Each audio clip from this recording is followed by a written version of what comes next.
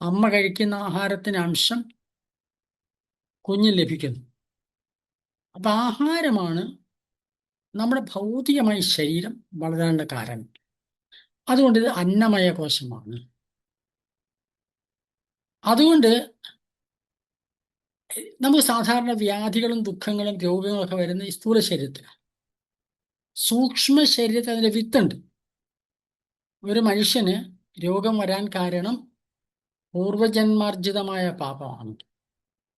വ്യാധി എന്ന് പൂർവജന്മാർജിതം പാപം വ്യാധി രൂപേണ ജായത. വ്യാധി എന്ന് പറയുന്ന സമയത്ത് രോഗം ആണ് വ്യാധി. പക്ഷെ രോഗങ്ങൾ മാത്രമല്ല, ദാരിദ്ര്യം പോലും ഒരു രോഗമാണ്. മനുഷ്യന്റെ ദുഃഖങ്ങൾ മുഴുവൻ രോഗത്തെ വ്യാധിയിലാണ് പെടുന്നത്. അപ്പൊ അതുകൊണ്ട് അത് പരമ്പരയിൽ വരുന്നതാണ്. അപ്പൊ ജനിക്കുന്ന സമയത്ത് നമ്മൾ കുറേ പരമ്പരയിലൂടെ നേടിയെടുത്ത് ആർജിതമായിരിക്കുന്ന കുറെ പുണ്യവും പാപവും നമ്മുടെ കൂടെ വരും. അത് നമ്മുടെ സൂക്ഷ്മ ശരീരത്തിൽ ലയിച്ചിരിക്കും. അത് നമ്മൾ അനുഭവിക്കുന്നത് എങ്ങോട്ടാ? നമ്മുടെ സ്ഥൂല ശരീരം ഉണ്ടാകുമ്പോഴാണ്. രോഗം സൂക്ഷ്മ ശരീരത്തിൽ അതിന്റെ ബീജരൂപേണ സൂക്ഷ്മ ശരീരം ഉണ്ടെങ്കിൽ പോലും അനുഭവിക്കുന്ന സ്ഥൂല ശരീരത്തിലാണ്. ഉദാഹരണമായിട്ട് പല മഹാപാപങ്ങൾ ചെയ്ത പരമ്പര, സർപ്പശാപം, ഭ്രൂണഹത്യ, അങ്ങനെ കൊടിയ പാപങ്ങൾ ചെയ്ത പരമ്പരയിലെ അടുത്ത തലമുറയിൽ ആ പാപത്തിന്റെ ഫലം സൂക്ഷ്മ ശരീരത്തിലുണ്ടാവും. അതിന്റെ ഫലമായിട്ട് അനുഭവിക്കുന്ന രോഗമായിട്ട് അനുഭവിക്കുകയാണെങ്കിൽ അത് സ്ഥൂല ശരീരം, നമ്മൾ കാണുന്ന തൊടാൻ കഴിയുന്ന സപ്തധാതുക്കളോട് കൂടി ചേർന്നിരിക്കുന്ന ത്വക്ക് മുതൽ മജ്ജ വരെയുള്ള ഈ സ്ഥൂല ശരീരത്തിലാണ് അത് പ്രതിഫലിക്കുന്നത്. നാം നേരിട്ട് അനുഭവിക്കുന്നതിലാണ്. ഈ സ്ഥൂല ശരീരമാണല്ലോ ദാരിദ്ര്യവും അനുഭവിക്കുന്നത്, അജ്ഞതയെല്ലാം അനുഭവിക്കുന്ന സ്ഥൂല ശരീരം. അപ്പൊ ആ സ്ഥൂല ശരീരത്തിൽ വ്യാപിക്കുന്നതിന് മുൻപേ അതിനെ അവിടെ അവസാനിപ്പിക്കണം. അതിനാണ് ഗർഭകാല സംസ്കാരങ്ങൾ പ്രധാനപ്പെട്ട പ്രസക്തിയുള്ളത്. അവിടെ യജ്ഞം ചെയ്യുന്നു. യജ്ഞക്രിയകളിലൂടെ നിത്യസാധന, ഗർഭിണി അനുഷ്ഠിക്കുന്ന നിത്യസാധനയിലൂടെ, നിത്യകർമാനുഷ്ഠാനങ്ങളിലൂടെ പാപമുക്തമായിരിക്കുന്ന ഒരു അടുത്ത തലമുറ ഉണ്ടാവുന്നു. ഗർഭകാലം ധരിച്ചാൽ വേണ്ട പോലാണെങ്കിൽ പാപം ഉണ്ടാവില്ല. ഇപ്പൊ ഉദാഹരണമായിട്ട് ഏറ്റവും നല്ല ഉദാഹരണം, ഹിരണ്യകശിപും ഹിരണ്യാക്ഷൻ ഉണ്ടായത് ഒരു മഹർഷിയുടെ സന്താനങ്ങളാണ്. മഹർഷിയുടെ മക്കളാണ് ഇതൊക്കെ. പക്ഷെ എന്താണ് മഹർഷിയുടെ സന്താനം? ഹിരണ്യകശിപിനെ പോലുള്ള ഒരു ഭയങ്കര രാക്ഷസീയ സ്വഭാവമുള്ളവർ മാറി. അതേ കഥയിൽ പിന്നിൽ സൃഷ്ടി നടക്കുന്ന മുഹൂർത്തത്തിനുണ്ടായ ഒരു സംഭവമുണ്ട്. പലപ്പോഴും സംയോഗം നടക്കേണ്ട സമയത്ത് ചില സമയം നിശ്ചയിച്ചിട്ടുണ്ട്. ചില സമയങ്ങൾ സംയോഗം പാടില്ല എന്നുണ്ട്. ഗർഭാധാനം നടക്കുന്ന സമയത്ത് മുഹൂർത്തം നിശ്ചയിക്കണം. കേരളത്തിലെ പുറമെ ശാന്തി മുഹൂർത്തം എന്നൊക്കെയാണ് അവരതിന് പറയും. കേരളത്തിലെ പഞ്ചാംഗങ്ങളിൽ സേകത്തുള്ള മുഹൂർത്തം പറയും. ആർക്കും അറിയില്ല അത്. പക്ഷെ അത് ഈ തരത്തിൽ ഗർഭാധാനത്തിന് പറ്റിയ മുഹൂർത്തങ്ങളാണ്. ചില സമയത്ത് പാടില്ല എന്നുണ്ട്.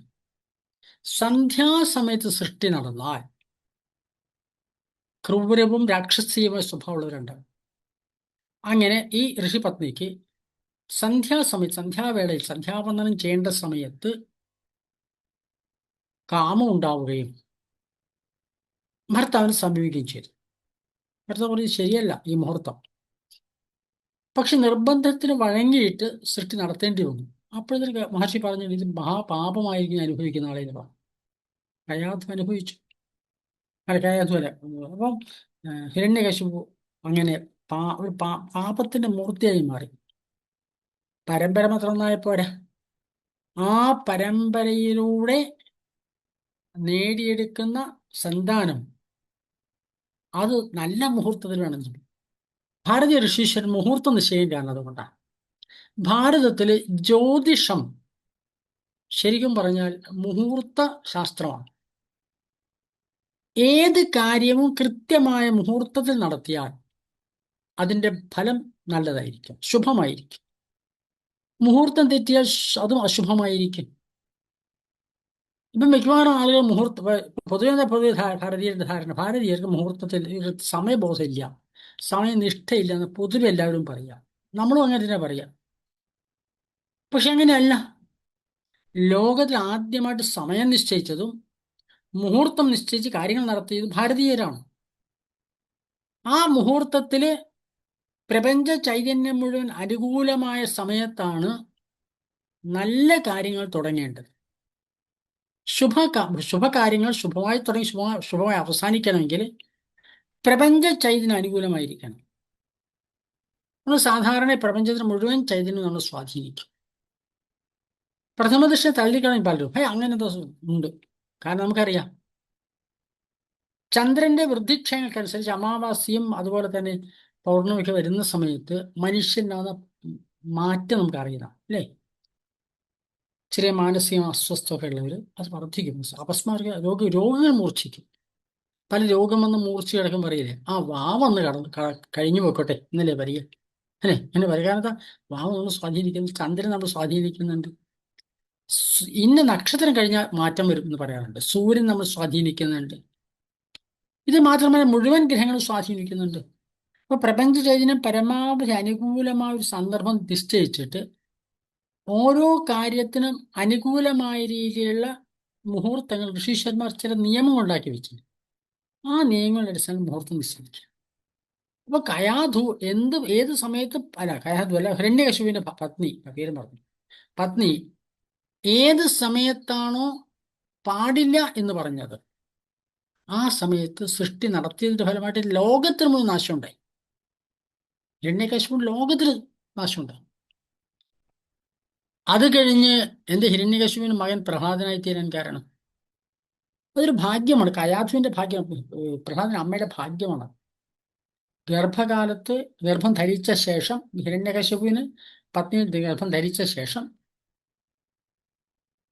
ദേവന്മാരുടെ യുദ്ധത്തിൽ ഹിരണ്യകശിപു പരാജയപ്പെട്ട് ഒളിവിൽ പോയി, ദൂരെ പോയി താമസിക്കേണ്ടി വന്നു. അനാഥമായ ഹിരണ്യകശിപുവിന്റെ പത്നിയെ നാരദൻ കൂട്ടിക്കൊണ്ടു തന്റെ ആശ്രമത്തിലാക്കി. ആ ആശ്രമത്തിൽ വളർന്നതിന്റെ ഫലമായിട്ട് ഹിരണ്യകശിപുവിന്റെ മകൻ പ്രഹ്ലാദനായി മാറി. മഹർഷിയുടെ മകൻ രാക്ഷസന്റെ മകൻ ഉത്തമ ഭക്തനായി മാറി. ഈ കഥകളൊക്കെ നമുക്ക് ജീവിതത്തിൽ മനസ്സിലാക്കേണ്ടതും അനുവർത്തിക്കേണ്ടതും അനുഭവിക്കേണ്ടതും പകർന്നു കൊടുക്കേണ്ടതും. ഇത്തരം കഥകൾ ഓരോ കഥ പറഞ്ഞിട്ട് വായിച്ചു പോയ പോരാ. ഇതിനുള്ളിലൊക്കെ ഓരോ സന്ദേശമുണ്ട്. ഭാരതത്തിൽ ഏത് കഥാതന്തുവിന്റെ പിന്നെ ഒരു സന്ദേശമുണ്ടാകും. ആ സന്ദേശം നമ്മൾ വേർതിരിച്ചറിയാൻ പഠിക്കണം, അത് പറയേണ്ടത്. അപ്പൊ നമ്മൾ സ്ഥൂല ശരീരത്തിലാണ് ഈ പാപങ്ങൾ അനുഭവിക്കേണ്ടത്. സ്ഥൂല ശരീരം എന്തുകൊണ്ടാണ് സൃഷ്ടിക്കപ്പെടുന്നത്? ആഹാരം കൊണ്ടാണ്. അപ്പൊ ആഹാരശുദ്ധിയെ ബോധ്യപ്പെടാൻ വേണ്ടിയിട്ടാണ് ശരിക്കും സീമന്തോന്നയന സംസ്കാരമുള്ളത്. നമുക്കറിയാം, പുരാണങ്ങളില് രാമായണ കഥയില് ഒരു പുത്രകാമേഷ്ടി യാഗം നടത്തി ആ യജ്ഞശിഷ്ടം കഴിച്ചതിന്റെ ഫലമായിട്ടാണ് ശ്രീരാമനും ഭരതനും ശത്രുഘ്നൊക്കെ ഉണ്ടായത്. യജ്ഞശിഷ്ടം കഴിച്ചു. എന്താ യജ്ഞശിഷ്ടത്തിന്റെ പ്രത്യേകത? ഭഗവത്ഗീതയിൽ പറയുന്നുണ്ട്, യജ്ഞശിഷ്ടാശന സന്തോ മുച്ചന്തേ സർവകിൽബിഷൈ. യജ്ഞശിഷ്ടം കഴിച്ചാൽ മുഴുവൻ പാപങ്ങളും തീരും. പാപം തീരാൻ ഏറ്റവും യജ്ഞശിഷ്ടമാണ്. കാരണം യജ്ഞം എന്ന് പറയുന്നത് അഗ്നിഭഗവാൻ ആരാധനയാണ്. അഗ്നിദേവനിലൂടെ എല്ലാ ദേവതർക്കും കൊടുക്കുന്ന ആഹുതിയാണ് യജ്ഞത്തിൽ നടക്കുന്നത്. അഗ്നി ശുദ്ധീകരണത്തിന്റെ ദേവതയാണ്. പ്രപഞ്ച ശുദ്ധീകരണ ദേവതയാണ് അഗ്നി. ആ അഗ്നി സംസ്കാരത്തിലൂടെ പാവം നശിപ്പിക്കാൻ പറ്റും. അപ്പൊ യജ്ഞശിഷ്ടം കഴിച്ച ദശരഥന്റെ പത്നിമാരെ ഈശ്വര തുല്യമായിരിക്കുന്ന സന്താനങ്ങൾക്കാണ് ഉൽപ്പാദിപ്പിച്ചത്. ഈശ്വരനാണോ? ആ ഈശ്വരീയത വരും പാപമില്ലെങ്കിൽ. മനുഷ്യനെ ഈശ്വരിയിൽ താഴെ കൊണ്ടുവരുന്നതാ തന്റെയും പൂർവികന്മാർ പാപത്തിന്റെ ഫലമായിട്ടാണ് ഈശ്വരീയത നഷ്ടപ്പെടുന്നത്. അപ്പൊ യജ്ഞശിഷ്ടം കഴിക്കുന്നുണ്ട് മാറ്റി. പുംസവന സംസ്കാര ക്രിയ 6-ാം മാസം മുതലാണ് ശരീരം പൂർണ്ണ വളർച്ച എത്തിക്കഴിഞ്ഞു. ആഹാരത്തിലൂടെ ശരീരം പുഷ്ടിപ്പെടും. അപ്പോൾ യജ്ഞ സംസ്കാരത്തിലൂടെ സൃഷ്ടിച്ചെടുത്ത പായസം, അന്നം ഗർഭിണിക്ക് കൊടുക്കുന്നു. ചെറിയൊരു ചെറിയൊരു ക്രിയയുടെ ക്രിയ കുറച്ച് വലുതാവും. എന്താ കാരണം വെച്ചാൽ നമ്മൾ സാധാരണ കഴിഞ്ഞ പ്രാവശ്യം പറഞ്ഞതുപോലെ ആ ആചമനം, ഭസ്മധാനം തുടങ്ങിയ വ്യക്തിപര ശുദ്ധീകരണ പ്രക്രിയകൾ അത് ആവർത്തിക്കണം. അതിവിടെ ആവർത്തിക്കുന്നില്ല, നോട്ടിൽ അത് മുഴുവൻ തരാം. അത് കഴിഞ്ഞ് യജ്ഞ സംസ്കാരം ചെയ്യണം. ഗായത്രി മന്ത്രാഹുതി വരെ ചെയ്യുന്ന ക്രിയകൾ ചെയ്യാം. അതാണ് ആദ്യം ചെയ്യേണ്ടത്. അപ്പോൾ പങ്കെടുക്കുന്ന ആളുകളെ, നമ്മൾ പങ്കെടുക്കേണ്ട ഭാര്യയും ഭർത്താവും മക്കൾ ബന്ധുക്കൾ എല്ലാവരും വിളിച്ചിരുത്തി അവരെ ആചമനം തുടങ്ങിയ മന്ത്രാചമനം, അതുപോലെ പവിത്ര പവിത്രോവ തുടങ്ങിയ മന്ത്രങ്ങൾ, അത് കഴിഞ്ഞ് ചന്ദനധാര, ഇത്തരം ക്രിയകൾ കഴിഞ്ഞ് എല്ലാവർക്കും ചെയ്യിക്കണം. നമ്മൾ പറഞ്ഞ് ചെയ്യിക്കണം. ഏതൊരു ഗായത്രി മന്ത്രാഹുതി വരെ ക്രിയകൾ ചെയ്യാം. ഹോമം കൊണ്ടുണ്ടാക്കുക, അതൊക്കെ ചെയ്യാം, കാര്യങ്ങൾ ചെയ്യാം. എന്നിട്ട് ഗായത്രി മന്ത്രാഹുതി കഴിഞ്ഞാൽ ആ അഗ്നികുണ്ഡത്തിൽ, അപ്പോൾ അഗ്നികുണ്ഡം എന്ന് പറയുന്നത് ചെറിയ സാധനം വരുന്നത്, കുറച്ച് പായസം ഉണ്ടാക്കാൻ പറ്റുന്ന രീതി അഗ്നികുണ്ഡമായിരിക്കണം. കുറച്ച് വലിയ അഗ്നികുണ്ഡം വേണം. കുറച്ച് വലിയ അഗ്നികുണ്ഡത്തിൽ അതിനെ പറ്റിയ ഒരു സൗകര്യമൊക്കെ ഉണ്ടാക്കി വെക്കണം. ഒരു പാത്രം വെക്കാനുള്ള സൗകര്യം വേണം. അതിനകത്ത് പാൽപ്പായസം ഉണ്ടാക്കണം. സാധാരണ പോലെ അതിനകത്ത് വെള്ളമൊക്കെ അടുപ്പത്ത് വെച്ച് അവിടെ അതിനകത്ത് വെള്ളം തിളച്ച് കഴിഞ്ഞാൽ ഉണങ്ങലരിയോ പച്ചരിയോ ഇട്ട് അതിനകത്ത് പാലൊഴിച്ച് അത് വെന്ത് കഴിഞ്ഞാൽ ഇതിൻ്റെ പഞ്ചസാര ഇട്ട് ഇളക്കി നന്നായി ഇളക്കണം. ഇതിൻ്റെ പാകമാവുന്ന ആ പഞ്ചസാര ഇളക്കി തീർന്ന് കുറുകുന്നത് വരെ അവിടെ വയ്ക്കണം. ഇങ്ങനെ പായസം ഉണ്ടാക്കണം. ഈ സമയത്ത് മുഴുവൻ ചുറ്റും എല്ലാവരും ഇരുന്ന് ഗായത്രി മന്ത്രങ്ങൾ, വിശിഷ്ടമായ മന്ത്രങ്ങൾ ജപിക്കണം. വിശിഷ്ടമായ സൂക്തങ്ങൾ, വൈദിക സൂക്ത മന്ത്രങ്ങൾ, സൂക്തങ്ങളൊക്കെ ജപിക്കാം. ശ്രീരുദ്രം പോലുള്ള മന്ത്രങ്ങളും വേണേ ആ സമയത്ത് ജപിക്കാം. അല്ലെങ്കിൽ ഒന്നും അറിയില്ലെങ്കിൽ ഗായത്രി മന്ത്രം ജപിക്കാം. അപ്പോൾ വൈദികമായ ചടങ്ങുകൾ, നമ്മുടെ വൈദികമായ മന്ത്രങ്ങൾക്കാണ് പ്രാധാന്യം. ശ്രീരുദ്രം പോലുള്ള മന്ത്രങ്ങൾ അറിയുന്നവരുണ്ടെങ്കിൽ അവരെ അറിയുന്നവരെ വിളിച്ചു കൊണ്ടുവന്ന് ആ സമയം ചൊല്ലുന്നത് നല്ലതാണ്. അപ്പോൾ ചെറിയ ഒരു യജ്ഞമാണ് നടക്കുന്നത്. പായസം ഉണ്ടാക്കി വെക്കുക. അതൊരു അത് മാറ്റി വെച്ച ശേഷം ഒരു ചെറിയ പാത്രത്തിൽ ഇത് മാറ്റി വയ്ക്കും. ഒരു ചെറിയ പാത്രത്തിൽ. കാരണം ആ ഉണ്ടാക്കിയ പായസം, അന്നം, പായസം വേണം നിർബന്ധം, അന്നമായാലും മതി, പക്ഷെ പായസമാണ് നല്ലത്. ഉത്തരേന്ത്യൻ സംസ്കാരം അനുസരിച്ച് അവിടെ പായസം ഉണ്ടാക്കാം. അത് ആഹുതി നൽകണം, ദേവതയ്ക്ക് ആഹുതി. അതിനകത്ത് ഒരു ചെറിയ പാത്രം എടുത്ത് ആ പാത്രത്തിൽ നിന്ന് ഈ അഗ്നിയിലേക്ക് ആഹുതി ചെയ്യും. കേട്ടല്ലോ? ആ സമയത്ത് വേണമെങ്കിൽ ഗായത്രി മന്ത്രം കൊണ്ടും ആഹുതി ചെയ്യാം. ഇതിനകത്ത് പറഞ്ഞു തരാൻ പോകുന്ന ആ ഒരു മന്ത്രം മാത്രമേ പറയുന്നുള്ളൂ. പക്ഷെ വേണമെങ്കിൽ നമുക്കൊരു 3 or 7 പ്രാവശ്യം ഗായത്രി മന്ത്രം കൊണ്ട് ഹോമിച്ച് ആ പാത്രത്തിൽ നിന്ന് ഒരു സ്പൂൺ കൊണ്ട് ഹോമിക്കണം. ഒരു സ്പൂൺ ഹോമിച്ചാൽ ആ ശിഷ്ടമാണ് ഗർഭിണിക്ക് കൊടുക്കേണ്ടത്. അപ്പോൾ പാത്രം മുഴുവൻ ഹോമിച്ച് തീർക്കരുത്. ഗർഭിണിക്ക് കഴിക്കാനുള്ള ബാക്കി വെച്ച് ഒരു പാത്രം എടുത്ത്, വലിയ പാത്രം ഗർഭിണി അത് കഴിച്ച് തീരില്ല. അതുകൊണ്ട് ഒരു സാമാന്യ ഒരു പാത്രം എടുത്ത് അതിൽ നിന്ന് ആഹുതി നൽകണം. അപ്പോൾ ഹോമകുണ്ഡത്തിൽ പായസം ഉണ്ടാക്കുക. പായസം തയ്യാറാകുന്നത് വരെ എല്ലാവരും ചുറ്റുമിരുന്ന് ഗായത്രി മന്ത്രം ജപിച്ചുകൊണ്ടിരിക്കുക. അവിടെ വൈദികമായ സൂക്തമന്ത്രങ്ങൾ ജപിക്കാം. ശ്രീരുദ്രം വളരെ പ്രധാനം. ശ്രീരുദ്രം പാപം തീർക്കാൻ വളരെ നല്ലതാണ്. അതുപോലെ പുരുഷ സൂക്തം ജപിക്കാം, ശ്രീ സൂക്തം ജപിക്കാം. ഇതുപോലെ സൂക്തങ്ങളും അതേപോലെ ഗായത്രി മന്ത്രം. സൂക്തങ്ങൾ അറിയില്ല, പേടിക്കൊന്നും വേണ്ട, ഗായത്രി മന്ത്രം ജപിച്ചാൽ മതി. എല്ലാവർക്കും ജപിക്കാവുന്നതാണ് ഗായത്രി മന്ത്രം. പായസം പാകമായി ഇറക്കി വെച്ച് ഒരു പാത്രത്തിലെടുത്ത് ചെറിയ പാത്രത്തിലേക്ക് മാറ്റാം. മന്ത്രപുരസ്സരം വിശേഷാൽ ആഹുതി നൽകുക. മന്ത്രം ജപിച്ചുകൊണ്ട് ആഹുതി കൊടുക്കുക. നേരത്തെ നെയ്യും ചമതിയൊക്കെ ഹോമിച്ചു. ഇവിടെ ഈ പായസം വിശേഷമായിട്ട് ആഹുതി നൽകണം. കേട്ടല്ലോ? എന്താണ്? അപ്പോൾ ഒരു മന്ത്രം. അപ്പോൾ ഗായത്രി മന്ത്രം ആദ്യമേ ഗായത്രി കൊണ്ട് ഹോമിക്കാം, പിന്നെ അത് കഴിഞ്ഞ് മന്ത്രം കൊണ്ട് ഹോമിക്കാം. ഓം ധാതാ ദധാതു ദാശുഷേ പ്രാചീം ജീവാതുമക്ഷിതാം വയം ദേവസ്യ ധീമഹി സുമതിം വാജിനീവത സ്വാഹ ഇദം ധാത്രേ ഇദം ന മമ എന്നാണ് മന്ത്രം. ചെറിയൊരു മന്ത്രമാണ്. കേട്ടല്ലോ? ഓം ധാതാ ദധാതു ദാശുഷേ പ്രാചീം ജീവാതുമക്ഷിതാം വയം ദേവസ്യ ധീമഹി സുമതിം വാജിനീവത സ്വാഹ ഇതം ധാത്രേ ഇതം ന മമ. ധാത്രി ദേവതയ്ക്കാണ് ഈ ഹവിസ് സമർപ്പിക്കുന്നത്. ഗർഭകാല സംരക്ഷണത്തിന് ദേവതയാണ്. യജ്ഞത്തിൽ അർപ്പിച്ചു കഴിഞ്ഞ ശേഷം ശേഷിച്ച പായസം ഗർഭിണിക്ക് കഴിക്കാൻ കൊടുക്കണം. മന്ത്രമൊക്കെയാണ് കേട്ടോ. ഗർഭിണി പായസം സ്വീകരിച്ച് അതിലേക്ക് അത് ഞാൻ പറയാം. അപ്പോൾ ഇത് കഴിഞ്ഞ ശേഷം ഇത് ഗർഭിണിക്ക് കൊടുക്കണം. യജ്ഞശിഷ്ടമാണ് കൊടുക്കുന്നത്. യജ്ഞാഗ്നിയിൽ ഉണ്ടാക്കി യജ്ഞകുണ്ടത്തിലുണ്ടാക്കിയ പായസം ഹോമം കഴിഞ്ഞ ശേഷം യജ്ഞശിഷ്ടമായി. ആ യജ്ഞശിഷ്ട ഫലം എന്താണ്?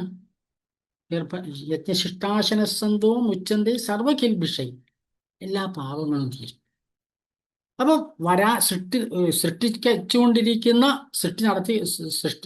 സൃഷ്ടമായിരിക്കുന്ന ആ ഗർഭസ്ഥ ശിശുവിന്റെ ശരീരം പാപമുക്തമായി തീരാൻ ആ ആഹാരം ശുദ്ധമാവണം. അതിന് വേണ്ടത്. അപ്പൊ ഇത് പ്രതീകാത്മകമായിട്ട് നമ്മൾ ഹോമം യജ്ഞം നടത്തി ആ യജ്ഞശിഷ്ടം കൊടുക്കണം. മാത്രം പോരാ, തുടർന്ന് വരുന്ന ദിവസങ്ങളിൽ ആ ആഹാരം കൊടുക്കുന്ന സമയത്ത്, ആഹാരം ഉണ്ടാക്കുന്ന സമയത്ത് ഗർഭിണിക്ക് വേണ്ടി ആഹാരം ആ വീട്ടിലുണ്ട് ആ സമയത്ത് ആഹാരം ഈശ്വര സങ്കല്പത്തോടുകൂടി ചെയ്യും. കാരണം ആ ആഹാരം ആ അടുപ്പിലുണ്ടാക്കുന്ന ആഹാരം ആർക്ക് വേണ്ടിയിട്ടാണ്? ഗർഭസ്ഥ ശിശുവിനാണ്. ഗർഭസ്ഥ ശിശു ഈശ്വരൻ തന്നെയാണ്. അപ്പോൾ ഗർഭിണിയുള്ള വീട്ടിൽ ആഹാരം പാകം ചെയ്യുന്ന സമയത്ത് ഒരു ദേവതയ്ക്കുള്ള നിവേദ്യം പാകം ചെയ്യുന്ന പോലെ ശ്രദ്ധയോടും വൃത്തിയോടും ചെയ്യണം. കൊടുക്കുന്ന സമയത്ത് മന്ത്രസങ്കല്പം പൂർണ്ണമായിരിക്കണം. ആ സമയത്ത് മുഴുവൻ ഈ ആഹാരം ഉണ്ടാക്കുന്ന സമയത്തുണ്ടാകാവുന്ന അവരുടെ മനസ്സിലുണ്ടാകുന്ന വികാരങ്ങൾ മുഴുവൻ ഈ കുഞ്ഞിനെ സ്വാധീനിക്കും. ഗർഭകാലത്ത് അമ്മയും സാഹചര്യങ്ങളും എന്തൊക്കെയായിരുന്നു കുഞ്ഞിന്റെ സ്വഭാവത്തിൽ വ്യക്തമായിട്ട് പ്രതിഫലിക്കുന്നത് നമുക്ക് നന്നായിട്ട് ശ്രദ്ധിച്ചാൽ മനസ്സിലാവും.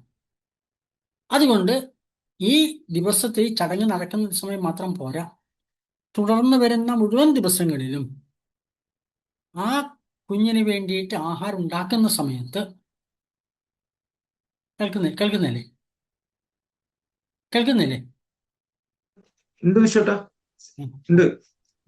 ആ ആഹാരം പാകം ചെയ്യുന്ന സമയത്ത് എന്ത് വേണം? മന്ത്രപുരസ്മരണം ഭക്തിപൂർവ്വം ഈശ്വര സങ്കല്പത്തോടുകൂടി ചെയ്യാം കേട്ടോ. അപ്പൊ അത് കഴിഞ്ഞ് ഈ പായസം ഗർഭിണിക്ക് കൊടുക്കുന്ന സമയത്ത് യജ്ഞത്തിൽ അർപ്പിച്ച് കഴിഞ്ഞ ശേഷിച്ച പായസം ഗർഭിണിക്ക് കഴിക്കാൻ കൊടുക്കുക. ഗർഭിണി വളരെ മന്ത്രപൂർവ്വമായിട്ട് കൊടുക്കണം. ആചാര്യൻ അല്ലെങ്കിൽ പ്രധാനപ്പെട്ട വ്യക്തി അല്ല ഭർത്താവിന് കൊടുക്കേണ്ടത്. മന്ത്രം ജപിച്ചിട്ട് വേണമെങ്കിൽ കൊടുക്കാൻ, ഗായത്രി മന്ത്രം ജപിച്ചിട്ട് വേണമെങ്കിൽ കൊടുക്കാൻ. ഗർഭിണി പായസം സ്വീകരിച്ച് അതിലേക്ക് നോക്കി താഴെ പറയുന്ന മന്ത്രം ഭക്തിപൂർവ്വം ജപിക്കുക. എന്താണ്? ഓം പയ പൃഥിവ്യാം പയ ഔഷധീഷു പയോ ദിവ്യാന്തരീക്ഷേ പയോധാ പയസ്വതി പ്രദിശ സന്തുമഹ്യം. ഓം പയ പൃഥിവ്യാം പയ ഔഷധീഷു പയോ ദിവ്യാന്തരീക്ഷേ പയോധാ പയസ്വതി പ്രദിശ സന്തുമഹ്യം എന്ന മന്ത്രം ജപിച്ച് ഇത് കഴിക്കണം. ഭക്തിപൂർവ്വം കഴിക്കണം. യജ്ഞശിഷ്ടമാണ് സങ്കല്പത്തോടുകൂടി കഴിക്കണം. അത് ഗർഭിണി മാത്രം കഴിച്ചാൽ വേറെ ആർക്കും കൊടുക്കരുത്. മറ്റാർക്കും കൊടുക്കണമെങ്കിൽ ബാക്കി ആദ്യത്തെ പാത്രത്തിൽ പായസം ബാക്കി ഉണ്ടാവുമല്ലോ, അത് വേണം നമുക്ക് എല്ലാവർക്കും പ്രസാദമായിട്ട് കുട്ടികളൊക്കെ എല്ലാവർക്കും കൊടുക്കാം. അത് നിർബന്ധം കൊടുക്കും. മനസ്സിലായല്ലോ? അപ്പൊ ആ സമയത്ത് ഈ പുംസവന സീമന്തോന്നയ സംസ്കാരത്തിന്റെ സമയത്ത് കുഞ്ഞിന് കേൾക്കാൻ തുടങ്ങും. ആ സമയത്ത് വീണ വായിക്കുക എന്ന സ്വഭാവം രീതിയുണ്ട്. ഈ സീമന്തോന്നയ സംസ്കാരം വീണ വായിക്കുക. വീണയ്ക്ക് ഒരു പ്രത്യേകതയുണ്ട്. കൃത്യമായിട്ട് മനുഷ്യന്റെ സൂക്ഷ്മ ശരീരത്തിൽ സ്പന്ദനങ്ങൾ ഉണ്ടാക്കാൻ, ആധ്യാത്മികമായ ചൈതന്യ സ്പന്ദനം ഉണ്ടാക്കാൻ വീണയ്ക്ക് കഴിയും. വീണയും മനുഷ്യ ശരീരം ഒന്നു തന്നെയാണ്. മനുഷ്യന്റെ സൂക്ഷ്മ ശരീരം മൂലാധാരവും സഹസ്രാരങ്ങളുടെ ശരീരമാണ് ശരിക്കും വീണ. ആ വീണയിൽ 3 കമ്പികൾ ഉണ്ടാവും. ആ കമ്പി സുഷുമ്ന, ഇടാ പിംഗള സുഷുമ്ന നാഡികളാണ്. വീണയുടെ വലിയ വട്ടമുള്ള ഭാഗം സഹസ്രാര പത്മവും മറ്റ് നേർമയുള്ള ഭാഗം അത് മൂലാധാരത്തിന്റെ ഭാഗവുമാണ്. അവിടെ ഒരു 3.5 ചുറ്റായിട്ടാണ് സാധാരണ ആ ഭാഗത്ത് ഇങ്ങനെ ഒരു ഇതുണ്ടാവും. അതുകൊണ്ട് ശരിക്കും പറഞ്ഞാൽ മനുഷ്യ ശരീരത്തിന്റെ സൂക്ഷ്മ ശരീരമാകുന്ന സുഷുമ്ന നാഡിയാണ് ശരിക്കും വീണ എന്ന് പറയുന്നത്. അപ്പൊ അതുകൊണ്ട് അതിലുണ്ടാക്കാവുന്ന സ്പന്ദനങ്ങൾ അത് കുഞ്ഞിനെ സ്വാധീനിക്കും. ഞാനൊരിക്കൽ ഒരു ലേഖനത്തിൽ ഞാൻ പണ്ട് വായിച്ചിട്ടുണ്ട്. ജർമ്മനിയിലെ, ശരിയാണോ എനിക്കറിയില്ല, ജർമ്മനിയിലെ ഈ ഗർഭിണികളെ ശുശ്രൂഷിക്കുന്ന ആശുപത്രികളിൽ വീണാവാദനോ അതോ സംഗീതങ്ങളൊക്കെ മനോഹര ഭാരതീയ സംഗീതമൊക്കെ വെക്കാറുണ്ട് പോലും. എന്തായാലും ഒരു കാര്യം ഉറപ്പാണ്, അനുഭവം കൊണ്ട് പറയാൻ കഴിയും. ഈ തരത്തിൽ കുട്ടികളെ തയ്യാറാക്കിയാൽ അവർ ഈ തരം ലളിത കലകളിൽ മുഴുവൻ പ്രാവീണ്യമുള്ളവരായി മാറും. ഒരു കുഞ്ഞിനെ കലാകാരനാക്കണമെങ്കിൽ പ്രസവിച്ച ശേഷം ട്യൂഷൻ ടീച്ചറെ വെച്ചിട്ടല്ല ചെയ്യേണ്ടത്. ഗർഭകാലത്ത് ഈ സംസ്കാരം കൊടുക്കും. വേൾഡ് ഗായത്രി പരിവാർ ഹരിദ്വാറിലെ ഗർഭകാല സംസ്കാരങ്ങളെ പറ്റിയിട്ട് ഒരു വലിയ ഗവേഷണം നടത്തിക്കൊണ്ടിരിക്കുന്നു. അതിൻ്റെ പല പേപ്പറും പുറത്തു വന്നിട്ടുണ്ട്. ഒരു പേപ്പർ എന്താ പറഞ്ഞാൽ, 8-ാം മാസം മുതൽ പ്രസവിക്കുന്നത് വരെ ഭഗവത്ഗീത കേൾപ്പിച്ച ഒരു കുട്ടി, അച്ഛനും മോനും ഭഗവതി ചൊല്ലുന്നു. ആ കുട്ടി 3-ാമത്തെ വയസ്സ് മുതൽ ഭഗവത്ഗീത ചൊല്ലാൻ തുടങ്ങി എന്ന് പ്രത്യക്ഷമായ അവരുടെ ക്ലിനിക്കൽ റിപ്പോർട്ട്. അതിന് നേതൃത്വം കൊടുക്കുന്ന അവിടുത്തെ മധ്യപ്രദേശ് ഗവൺമെന്റിന്റെ ആരോഗ്യ വിഭാഗത്തിന് ചീഫായിരുന്ന ഒരു ഗായത്രി ദേവി എന്ന് പറയുന്ന സ്ത്രീയാണ് അതിന് ചുമതല വഹിക്കുന്നവർ ഹരിദ്വാറിൽ. അവർ ഇപ്പോൾ നമുക്ക് ഇവിടെ പോയാൽ കാണാൻ കഴിയും. അവർ ഭാരതം മുഴുവൻ യാത്ര ചെയ്തിരുന്നു ഗർഭകാല സംസ്കാരങ്ങൾ പ്രചരിപ്പിക്കാൻ വേണ്ടിയിട്ട്. ഗർഭോത്സവം എന്നാണ് അവരത് പേര് കൊടുത്തിട്ട് ആ സംസ്കാരത്തിലേക്ക് കേട്ടോ. ഏതായാലും അങ്ങനെ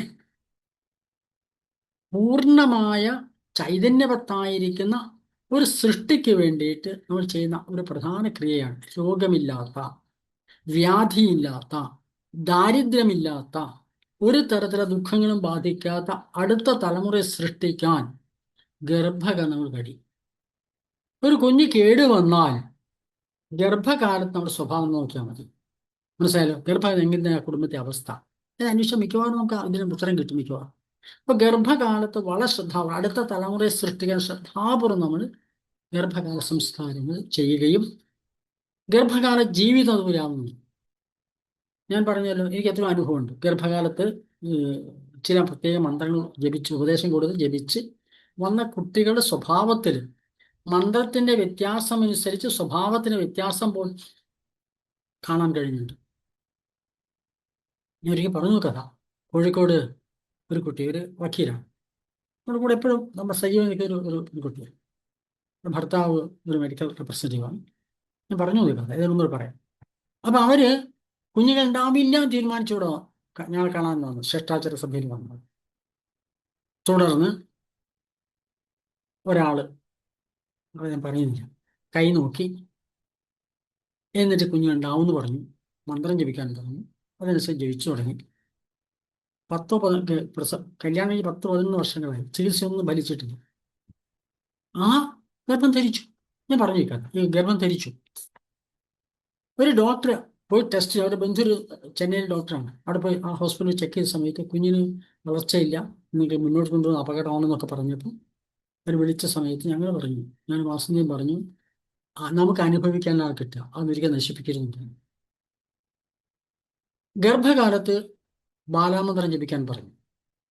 ആ കുഞ്ഞിന് ധരിച്ചത് ബാലാമന്ത്രം, ഈ സ്ത്രീ നന്നായിട്ട് ബാലാമന്ത്രം ജപിച്ചു. പ്രസവിച്ച ഒരു കുഴപ്പമില്ല. കാലിന് ചെറിയൊരു വളവുണ്ടായിരുന്നു, ഒരു കുഴപ്പമില്ല. ഇപ്പോഴും വളവൊന്നും. ഇപ്പോൾ കുട്ടി ഇപ്പോൾ സൈനിക് സ്കൂൾ പഠിക്കുക, പെൺകുട്ടി, കോഴിക്കോട് സൈനിക് സ്കൂൾ ആ കുട്ടി പഠിക്കുന്നത്. എന്നിട്ട് ആ കുട്ടി ഒരു എക്സ്ട്രാ സ്വഭാവം ഉണ്ടായിരുന്നു. 2ാമത്തെ കുഞ്ഞ് ഗർഭം ധരിച്ച സമയത്ത് ഞാൻ ഗണപതി മന്ത്രം കൊടുത്തു. ഈ സ്വഭാവത്തിന് വ്യത്യാസം 2 പേർക്ക് നമുക്ക് കാണാൻ കഴിയും. മൂത്ത കുട്ടിക്ക് പാട്ട് പാടാനൊക്കെ ഇഷ്ടമാണ്, സംഗീതത്തിൽ അതൊരു കാര്യമൊക്കെ ഇഷ്ടമാണ്. 2ാമത്തെ കുട്ടി വളരെ ക്രിയേറ്റീവാണ്. ഗണപതിയുടെ സ്വഭാവം അതാണല്ലോ. അപ്പൊ ഈ സ്വഭാവ വ്യത്യാസം അനുഭവിക്കാൻ, ഞാൻ ഈ പറഞ്ഞ സിദ്ധാന്തങ്ങളൊക്കെ പുസ്തകത്തിലുള്ള അനുഭവം കൊണ്ട് പറയാം. ഒരു 100 കാര്യങ്ങൾ പറയാൻ പറ്റും. കഴിഞ്ഞ 10-30 വർഷത്തിനിടയിൽ നേരിട്ട് നമുക്കുള്ള അനുഭവങ്ങളാണ് ഇതൊക്കെ പറയുന്നത്. അതുകൊണ്ട് ഇതിനെ ഈ ക്ലാസ് എടുക്കാൻ പ്രധാനപ്പെട്ട കാരണം ഇത് അനുഭവിക്കാൻ കഴിയുന്നതാണ്. സമൂഹത്തിന് നമുക്ക് ചെയ്യാൻ കഴിയുന്ന ഏറ്റവും വലിയ സേവനം കേവലം നാമജപം മാത്രമല്ല, സമൂഹത്തിന്റെ നന്മയ്ക്ക് വേണ്ടി ഇത്തരം സംസ്കാരങ്ങൾ പഠിക്കുകയും പ്രചരിപ്പിക്കുകയും പറഞ്ഞു കൊടുക്കുകയും ചെയ്യേണ്ടത് നമ്മുടെ സാമൂഹ്യ ബോധം നമ്മുടെ ധർമ്മമാണ്. ഈ വർഷം നമ്മൾ കുറച്ച് കൂടുതൽ കാര്യമായിട്ട് ചെയ്യണം. അപ്പോൾ ഇതിന്റെ നോട്ടും അപ്പോൾ അത് കഴിഞ്ഞ് സാധാരണ പോലെ പ്രായശ്ചിത്താഹുതി നേരത്തെ പറഞ്ഞ പോലെ തന്നെ സ്രോതത്തിൽ നെയ്യെടുത്ത് മന്ത്രം ജപിച്ച ശേഷം ഹോമിക്കുക. ഓം യദസ്യ കർമ്മണോ അത്യതിരീച അത്യരീചിത രിചം യദ്വാ ന്യൂനമിഹാകരം അഗ്നിഷ്ട സൃഷ്ടകൃത് വിദ്വാൻ സർവാംഗ സൃഷ്ടം സുഹൃതം കരോതു മേ അഗ്നയേ സൃഷ്ടകൃതേ സുഹൃതഹൃതേ സർവപ്രായശ്ചിത്താഹൂതീനാം കാമാനാം സമർത്ഥയിത്രേ സർവാന്ന കാമാൻ സമർത്ഥയ സ്വാഹ എന്ന് പറഞ്ഞ് വിശേഷമായ ആഹുതി നൽകുക. ഈ സമയത്ത് നെയ്യല്ലെങ്കിൽ മധുരപലഹാരങ്ങളൊക്കെ എടുത്ത് ഹോമിക്കുക. ഈ സമയത്ത് സൃഷ്ടകൃത് ഹോമത്തിന് ചെയ്യാം. പൂർണ്ണാഹുതി എല്ലാവരും ഒരു നുള്ള ഹോമദ്രവ്യം എടുക്കുക. നെയ്യ് ഹോമിച്ച വ്യക്തി ഒരു താലത്തിൽ എല്ലാ ഹോമദ്രവ്യങ്ങളും നെയ്യും ചേർത്തെടുക്കുക. മന്ത്രം ജപിച്ച ശേഷം ഹോമിക്കുക. അപ്പോൾ അവിടെ ഹോമിക്കുന്ന സമയത്ത് നേരത്തെ എടുത്ത് വെച്ച പായസത്തിന്റെ കുറച്ച് ഭാഗം കൂടെ നമ്മൾ ചേർക്കണം.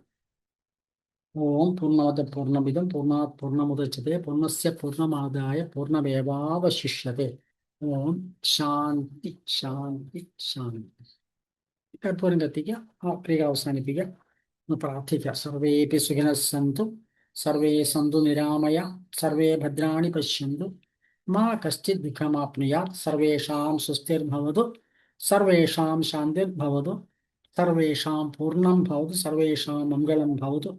ഓം അസതോമാ സദ്ഗമയ തമസോമാ ജ്യോതിർഗമയ മൃത്യോർമാ അമൃതം ഗമയ.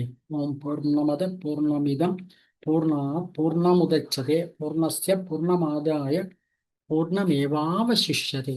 ഓം ശാന്തി ശാന്തി ശാന്തി. ഇതാണ് ക്രിയ. ഈ ക്രിയയുടെ ഭാഗമായിട്ട് കൊച്ചു കുട്ടികൾക്ക് വിശേഷമായ ആഹാരം നീ കൊടുക്കണം. ഗർഭിണി തന്നെ വിളമ്പി കൊടുക്കണം. അതുപോലെ പുറമെയും നമ്മൾ ആഹാരം കൊടുക്കണം. ഏതെങ്കിലും ജീവികൾക്ക് ആഹാരം കൊടുക്കണം. അപ്പം പ്രപഞ്ചത്തോടുള്ള നമ്മുടെ സംസ്കാരം നമ്മൾ കാണിക്കണം. മനസ്സിലായല്ലോ?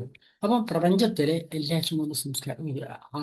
തുളസിക്ക് കുറച്ച് വെള്ളം ഒഴിക്കുന്നത് നല്ലതാണ്. അങ്ങനെ ചില കാര്യം പ്രപഞ്ചത്തെ കൂടി നമ്മൾ ആ യജ്ഞത്തെ പങ്കെടുപ്പിക്കാണ്ട് ചില കാര്യങ്ങൾ ചെയ്യണം. നിർബന്ധമായിട്ടും കൊച്ചു കുട്ടികൾക്ക് അവശരായിരുന്ന ആളുകൾക്ക് അവർക്ക് ആഹാരം പ്രദാനം ചെയ്യണം. കാരണം ദാനവും യജ്ഞമാണ്. കൊച്ചു കുട്ടികളുടെ സന്തോഷമുണ്ട്, വിശേഷമായി കിട്ടുന്ന സന്തോഷമുണ്ട്. ആ സന്തോഷം ഈ ഗർഭാവസ്ഥയിലുള്ള ശിശുവിന് ഗുണം ചെയ്യും. അപ്പോൾ ഈ സീമന്തോന്നയ സംസ്കാരത്തിന്റെ ഭാഗമായിട്ട് ആഹാരം വിതരണം ചെയ്യണം. അത് ഗർഭിണി തന്നെ ഗർഭിണിയുടെ കൈകൊണ്ട് കൊടുക്കണം. പൂർണ്ണ മനസ്സോട് കൊടുക്കുമ്പോൾ നാമം ജപിച്ച് കൊടുക്കണം, മന്ത്രം ജപിച്ച് കൊടുക്കണം. ആണ് ചെയ്യേണ്ടത്. അപ്പൊ ഇതാണ് സീമന്തോന്നയന സംസ്കാരം. ഗർഭകാലത്തെ പ്രധാനപ്പെട്ട 2 സംസ്കാര ക്രിയകൾ എടുത്തു കഴിഞ്ഞു. കേരളത്തിൽ വിഷ്ണു ബലി എന്നൊരു ചടങ്ങുണ്ട്. പക്ഷെ അത് വ്യാപകമായിട്ട് നമ്മൾ ക്രിയകൾ പറയാത്തതുകൊണ്ട് അത് ഇവിടെ എടുക്കുന്നില്ല. അത് സംസ്കാര ക്രിയയുണ്ട്. കേരളത്തിലെ ക്രിയാരത്നമാരെയൊക്കെ പറഞ്ഞുണ്ട്. നമ്മളത് സങ്കീർണവുമാണ്, എല്ലാവരും ചെയ്യാൻ ബുദ്ധിമുട്ടായതുകൊണ്ട് അത് നമ്മൾ എടുക്കുന്നില്ല. ഇനി അത്യാവശ്യം ആർക്കും ചെയ്യാൻ കഴിയുമെങ്കിൽ നമുക്ക് അവർക്ക് മാത്രം ഒരു പറഞ്ഞു കൊടുക്കാം. പിന്നെ അടുത്തത് ജാതകർമ്മമാണ്.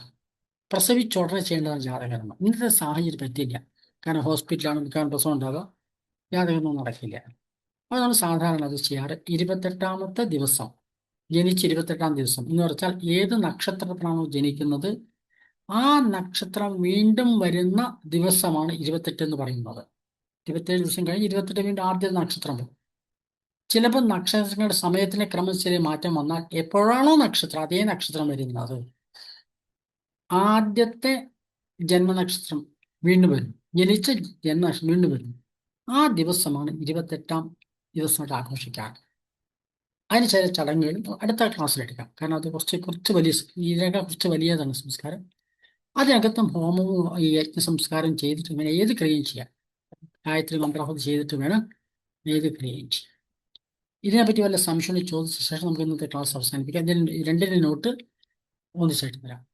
കേരളത്തിന് പുറമെ ഇവിടെ ഗായത്രി പരിവാറിന്റെ പദ്ധതിയിൽ ഈ 2 ക്രിയ ഒന്നിച്ചാണ് ചെയ്യാറ്. പക്ഷെ നമുക്ക് വെവ്വേറെ ചെയ്യുന്നതാണ് നല്ലത്. കാരണം സമയക്രമം ഇതിന് പാലിക്കുന്നതാണ് ശരിക്കും നല്ലത്.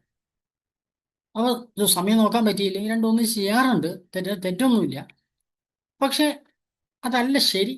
3-ാം മാസത്തിലെ വളർച്ചയുടെ ഘട്ടം ഒന്നാണ്, 6-ാം മാസത്തിലെ അടുത്ത ഘട്ടമാണ്. ഈ രണ്ട് സമയത്ത് ചെയ്യുന്നതാണ് ഏറ്റവും യുക്തമായതും. പക്ഷെ ഗർഭം തീരുമാനമായത് മുതൽ കൃത്യമായിട്ട് മന്ത്രജപവും അന്തരീക്ഷം ശുദ്ധമായിട്ടും സൂക്ഷിക്കണം. അങ്ങനെ വേണ്ടത്. ശരി, എന്ന് പറയാനുണ്ടെങ്കിൽ നമുക്ക് പറയാം, അഭിപ്രായം പറയാം, നോട്ടൊക്കെ തരാം കേട്ടോ. നമുക്ക് ഇത് ചെയ്ത് പരിശീലിക്കാൻ ശ്രമിക്കും നിങ്ങൾ കേട്ടോ. കാരണം നിങ്ങൾക്ക് പരിചയമുള്ള ആളുകളിൽ അപ്പോൾ ചെയ്തു കൊടുക്കണം. നന്നായി നോട്ട് നന്നായി വായിക്കണം. നന്നായി വായിച്ച് മനസ്സുകൊണ്ടത് ചെയ്യുന്നൊരു ഭാവന ചെയ്യണം കേട്ടോ. ശരി, ഈ ചടങ്ങുകൾക്ക് ഗായത്രി മന്ത്ര പ്രത്യേകിച്ച് സമയം നോക്കണം. കേരളത്തിൽ സാധാരണ കൃത്യമായിട്ട് മുഹൂർത്തം നോക്കാറുണ്ട്, പക്ഷെ മുഹൂർത്തം കണ്ടുപിടിക്കാൻ ബുദ്ധിമുട്ടാണ്. അതുകൊണ്ട് ഗായത്രി പരിവാർ പ്രത്യേകിച്ച് മുഹൂർത്തത്തെ പറ്റിയൊന്നും പറഞ്ഞിട്ടില്ല. പിന്നെ ഇവിടെ നമ്മൾ ഗായത്രി ദേവത ആവാഹിച്ച് അവിടെ ആ ഗായത്രി ദേവതയുടെ സാന്നിധ്യത്തിലാണ് ഇത് ചെയ്യുന്നത്. കൃത്യമായ മുഹൂർത്തം കിട്ടാൻ ഇപ്പോഴും ബുദ്ധിമുട്ടാണ്. സാധാരണ ഏത് മുഹൂർത്തത്തിനും കലിയുഗത്തിൽ കൃത്യമായ മുഹൂർത്തം കിട്ടില്ല. അപ്പൊ എന്താ സാധാരണ ചെയ്യാന്നറിയോ? മുഹൂർത്ത പ്രായശ്ചിത്തം എന്ന് പറഞ്ഞൊരു ക്രിയ നടത്തും. ഇപ്പൊ രാഹു തെറ്റി നിൽക്കുന്നു, അതുകൊണ്ട് ഇന്ന പരിഹാരം വേണം എന്ന് ജ്യോതിഷത്തിലുണ്ട്. ആ പരിഹാരം ചെയ്യാൻ പറ്റില്ല. അതിൽ പറഞ്ഞിരിക്കുന്ന പരിഹാരങ്ങൾ വെച്ചാൽ കോലാട്, പച്ചിരുമ്പ്, ഇങ്ങനെയുള്ള സാധനങ്ങളാണ്.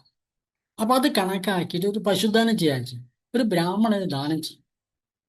എന്നിട്ട് ആ ബ്രാഹ്മണൻ പറയും ശുഭമസ്തു, മുഹൂർത്തമസ്തു, ഈ മുഹൂർത്തം നല്ലതാണ് എന്ന് പറഞ്ഞാൽ എല്ലാ ഗ്രഹങ്ങളും അനുകൂലമായിട്ട് വരും. ഗ്രഹങ്ങളാണ് അനുകൂലമായി നിൽക്കേണ്ടത് എന്നുള്ള സങ്കല്പം. അങ്ങനെ പ്രപഞ്ച ചൈതന്യം നിയന്ത്രിക്കാൻ പറ്റിയ ബ്രാഹ്മണനെ കിട്ടണ്ടേ. അപ്പൊ നല്ലതെന്താ? ഗായത്രി മന്ത്രദേവ സാന്നിധ്യത്തിലാണ് ചെയ്യുന്നത്. ബ്രാഹ്മണ്യം നേടേണ്ടത് ഗായത്രി മന്ത്ര സാധനയിലൂടെയാണ്. ആ ദേവതയത്തിന് ആവാഹിച്ച് അവിടെ വെച്ചാൽ പിന്നെ നമ്മളിത് നോക്കണം, മനസ്സിലായല്ലോ. ആ അതേ സാന്നിധ്യത്തിലാണ് ചെയ്ത് നിശ്ചയിക്കുക. ദേവതാ സാന്നിധ്യത്തിൽ നമ്മൾ ചെയ്യാൻ നിശ്ചയിക്കുക. ഇതാണ് ഏറ്റവും നല്ലത്. അതുകൊണ്ട് മുഹൂർത്തത്തെ പറ്റി പറഞ്ഞ പ്രായവും ഇന്നത്തെ കാലഘട്ടത്തിൽ വലിയ, കാരണം മുഹൂർത്തം കിട്ടില്ല. എല്ലാ മുഹൂർത്തവും കുഴപ്പമുണ്ട്. വിശദമായ ജ്യോത്സ്യൻ, നല്ല പാണ്ഡിത്യമുള്ള ജ്യോത്സ്യൻ വിളിച്ച് അവർ പറഞ്ഞു തരും മുഹൂർത്ത പ്രായശ്ചിത്തം എന്നാണ്. ഒരിക്കല് എൻ്റെ ജീവിതത്തിൽ അനുഭവം ഉണ്ട്, ഞാൻ പറയാം. ഈ ശ്രേഷ്ഠാചാര സഭ തുടങ്ങുന്നതിന് മുൻപേ, അതിന്റെ പ്രാരംഭമായിട്ട്, അതിന് മുൻപേ അത് ഇങ്ങനെ ചെയ്യാൻ സഭ തുടങ്ങാൻ ഒരു പ്ലാനും ഉണ്ടായിരുന്നില്ല. ക്ഷേത്ര സംരക്ഷണ സമിതിയുടെ ഒരു പ്രവർത്തനത്തിന്റെ ഭാഗമായിട്ട് കോഴിക്കോട് ബീച്ച് ഏരിയയിൽ പയ്യോളി മുതൽ ബേപ്പൂർ വരെയുള്ള ബീച്ചിൽ ധാരാളം ക്ഷേത്രങ്ങളുണ്ട്. കേരളത്തിലെ ബീച്ചിൽ ധാരാളം ക്ഷേത്രങ്ങളുണ്ട്.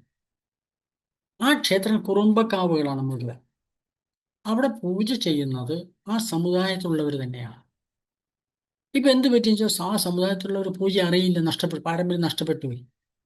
അങ്ങനെ ആ ഭാഗത്തുള്ള ഒരു പ്രവർത്തകൻ, പഴയൊരു ഞങ്ങൾക്കൊന്ന് സഹപ്രവർത്തകരായിരുന്ന ആള്, അയാൾ എന്നോട് പറഞ്ഞു ഇങ്ങനെ പ്രശ്നമുണ്ട്, ഇവിടെ പൂജാരിമാരെ കിട്ടാൻ ഒന്നും നടക്കുന്നില്ല, മുണ്ടേത്തെ പുറമെ ആരെങ്കിലും വന്ന് ഭയങ്കരമായിട്ട് അത് നശിപ്പിച്ച് കളയാന്നൊക്കെ പറഞ്ഞു.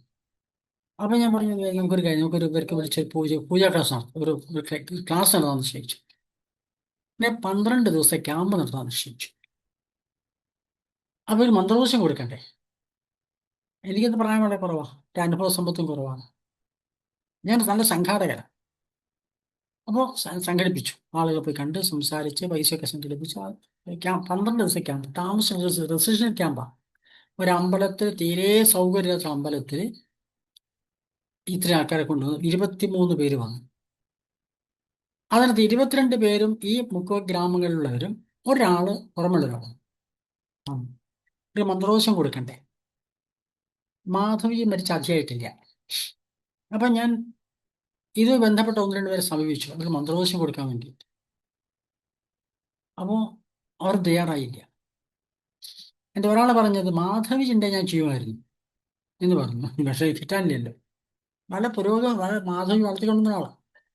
കാരണം മാധവി പോയ സമയത്ത് സമൂഹം എതിർക്കും, സമൂഹം ഉൾക്കൊള്ളാൻ പറ്റില്ല. അപ്പോൾ എതിർക്കും, പിടിച്ചെടുക്കാൻ എനിക്ക് ആത്മവിശ്വാസമില്ല. പക്ഷെ അന്ന് ഞങ്ങൾ സഹായിച്ചു തരാന്നറിയും.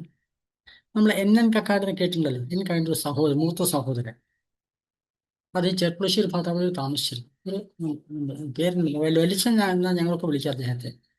എന്റെ സുഹൃത്തിന്റെ വീട്ടിൽ അത് സ്ഥിരം വരും. അവര് വലിച്ചെന്ന് വിളിക്കും, ഞങ്ങളൊക്കെ വലിച്ചെന്ന് വിളിക്കാം. പേരെനിക്കറിയില്ല. നല്ല പണ്ഡിതനാണ്. ആ കക്കാട് ഫാമിലി എന്ന് പറയുന്ന ശ്രീവിദ്യോപാസകന്മാരുടെ പാരമ്പര്യമായിട്ട് ധാരാളം ക്ഷേത്ര തന്ത്രമുള്ളവരാണ്. ഈ കോഴിക്കോട് ജില്ലയിൽ അവിടനല്ലൂർ എന്ന് പറഞ്ഞ സ്ഥലത്ത് അവർ തറവുള്ള അവിടനല്ലൂർ കക്കാട് എന്നാണ് അവർ അറിയപ്പെടുക. പണ്ഡിതന്മാരാണ്, കായിക പ്രാപ്തിയുള്ളവരാണ്. ആ കുടുംബത്തിലുള്ളവരാണ്. അവർ പൂർവികന്മാരാണ്. ശരിക്കും സപരിവാരം പൂജ, ഈ ഇന്ന് എല്ലാ ദേവതകളെ പൂജ നിൽക്കുന്ന സപരിവാരം പൂജയാരാണ്. അദ്ദേഹത്തിന് അച്ഛനമരണ ആ പുസ്തകം എഴുതിയത് കാളിപ്പയ്യൂര് പ്രസിദ്ധീകരിച്ച സപരിവാരം പൂജയുണ്ട്. അത്രയും പണ്ഡിതന്മാരെ പാരമ്പര്യ ആ കുടുംബത്തിലെ ഒരാള്, യാഥാസ്ഥികനായ ഒരാള്. അയാൾ ഞങ്ങളോട് സ്നേഹം കൊണ്ട് സമ്മതിച്ചു, ഉപദേശം കൊടുക്കുന്നു. അവർക്ക് ഗായത്രിയും ഗണപതിയും ഭദ്രകാളി മന്ത്രവും കൊടുക്കുന്നു. ആ കൂടെ സമ്മതിച്ചു. അദ്ദേഹം വന്നു. അപ്പോൾ ക്ലാസ് എടുക്കുന്നത് ഞാനല്ല. ക്ലാസ് എടുക്കുന്നത് തൃശ്ശൂർ ജില്ലയിൽ മാധവജിയോട് ബന്ധപ്പെട്ട് കോണത്തുകുന്ന് വിജയേട്ടൻ എന്ന് പറയും. അല്ലെങ്കിൽ പറഞ്ഞു വിജയൻ ശാന്തി എന്നൊക്കെ ആ ഭാഗത്തുകാരെപ്പെടുന്നത് വലിയ ആളാണ്. അദ്ദേഹമാണ് ക്ലാസ് എടുക്കുന്നത്. അപ്പോൾ ഗണപതി ഹോമം തുടങ്ങി രാവിലെ. ഹോമകുണ്ടത്തിനകത്ത് ചുറ്റും വെച്ചിട്ട് പരിധി കത്തിപ്പോയി. നമ്മൾ ഹോമ ചുറ്റും ഈ തിരപ്പുള്ളിയോട് പരിധി ഉണ്ടാക്കും, അത് കത്തിപ്പോയി. അതുപോലെ തന്നെ മുഹൂർത്തം കൃത്യമായിട്ട് നോക്കിയിട്ടുമില്ല. അപ്പൊ അമ്പലത്തിന്റെ ശ്രീകോവിലിന്റെ നടയിൽ വന്ന് ഇങ്ങനെ ഈ തിരുമേനി അദ്ദേഹം വന്നിങ്ങനെ പിടിച്ചു പറഞ്ഞു, ആ കൈ കിഴക്കോൽ വെച്ചിങ്ങനെ മുന്നോട്ട് നാഞ്ഞിട്ട് പറയാം, അപ്പൊ എന്താ ചെയ്യാ? മുഹൂർത്തം തെറ്റി. ഒന്ന് ആ പരിധി കത്തിപ്പോയതിന് പരിഹാരം ചെയ്യാൻ പറഞ്ഞു. മുഹൂർത്തം തെറ്റി, നീ ഏറ്റെടുക്കണം എന്ന് പറഞ്ഞു. ഇതിന്റെ പാപമൊക്കെ ഞാൻ ഏറ്റെടുത്തോളാം, സമൂഹത്തിന് വേണ്ടിയിട്ടല്ലേ. എന്നിട്ട് പറഞ്ഞു ഇവരോട് ദക്ഷിണ എനിക്ക് തരാൻ പറഞ്ഞു. ദക്ഷിണ ഞാൻ വാങ്ങിച്ചു. ശുഭമുഹൂർത്ത വസ്തു എന്ന് പറയാൻ പറഞ്ഞു. ഞാൻ പറഞ്ഞു, അദ്ദേഹം ചെയ്തു കൊടുത്തു. മനസ്സിലായില്ല? അപ്പൊ മുഹൂർത്തം വേണോ എന്ന് വെച്ചാൽ മുഹൂർത്തം പറഞ്ഞിട്ടൊക്കെ ഉണ്ട്, പക്ഷെ മുഹൂർത്തം കൃത്യമാകില്ല. അപ്പൊ നമുക്ക് നല്ലത് എന്താണ്? ഗായത്രി ദേവതയെ സങ്കല്പം ഭക്തിപൂർവ്വം ആവാഹിച്ച് വെച്ച് ആ സാന്നിധ്യം നമുക്ക് ചെയ്യും. കൃത്യമാകുന്നത് ഉറപ്പാണ്, ആണ് എനിക്ക് പറയാനുള്ള കാര്യത്തിൽ. ശരി. പായസത്തിൽ ശരി. ആ. പാൽപ്പായസത്തിൽ ഒരു ചോദ്യം പറയുന്നത്, പാൽപ്പായസത്തിൽ ശർക്കര ചേർക്കില്ല, പഞ്ചസാര ചേർക്കുള്ളൂ കേട്ടോ. ശർക്കര പായസത്തിൽ മാത്രമേ ശർക്കര ചേർക്കുള്ളൂ. പാൽപ്പായസത്തിൽ പഞ്ചസാരയാണ് ഇടുക.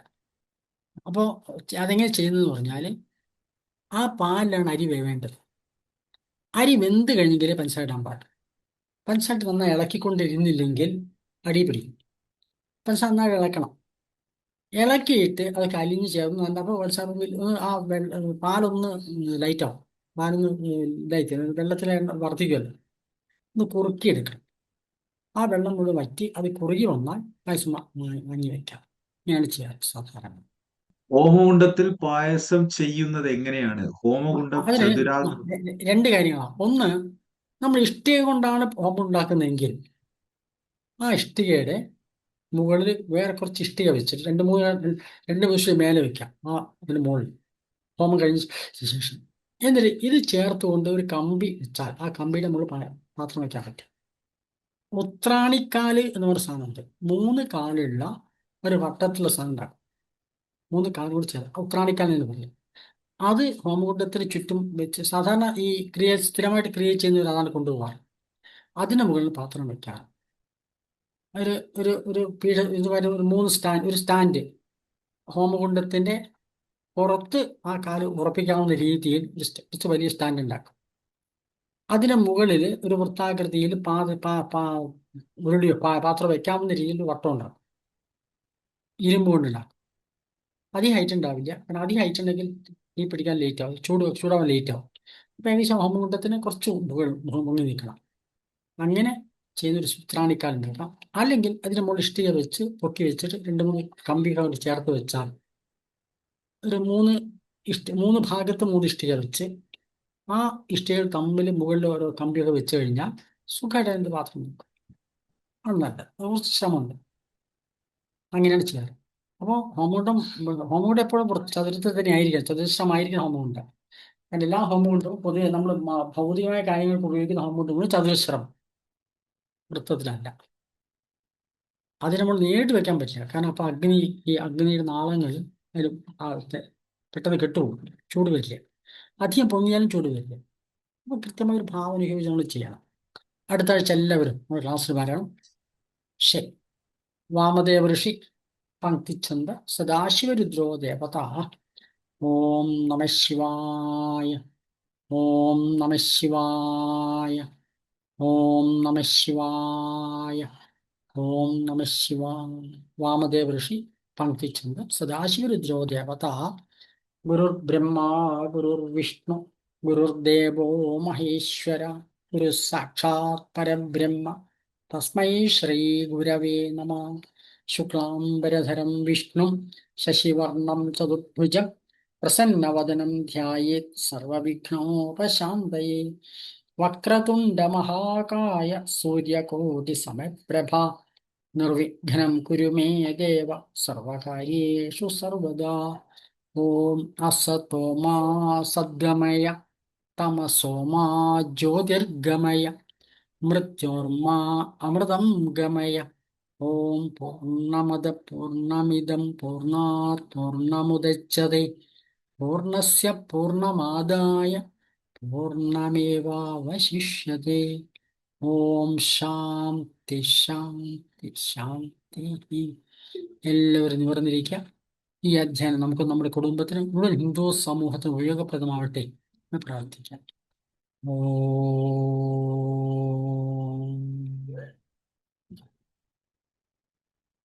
ഓം. എല്ലാവർക്കും വിനീതമായ നമസ്കാരം.